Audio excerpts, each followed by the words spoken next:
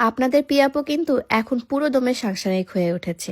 আসসালামু আলাইকুম এভরিওয়ান, কেমন আছেন সবাই? আই হোপ আপনারা সবাই ভালো আছেন এবং সুস্থ আছেন। আজকে আমি সামিউলের জন্য গরুর মাংস রান্না করব এবং আমি লাইফে ফার্স্ট টাইম গরুর মাংস রান্না করতে যাচ্ছি। আমি খুবই নার্ভাস, বাট আমি একটু নিজের সান্ত্বনা দেওয়ার জন্য পিছনে মিউজিক বাজাচ্ছিলাম এবং গান শুনছিলাম এবং রান্না করছিলাম। গরুর মাংস পিস আমি একটু ছোট খেতে পছন্দ করি এবং আমি খুবই কম পরিমাণে নিয়েছিলাম, কারণ আমি যদি এটা নষ্ট করে ফেলি তাহলে অনেকগুলো গরুর মাংস নষ্ট হয়ে যাবে।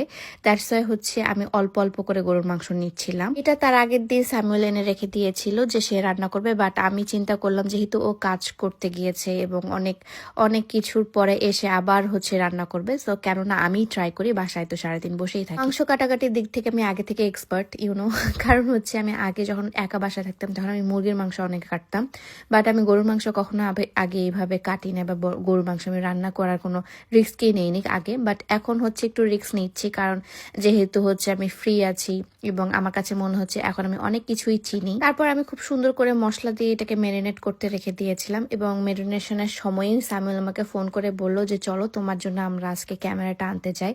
তো আমরা এখন ক্যামেরাটা আনতে যাব।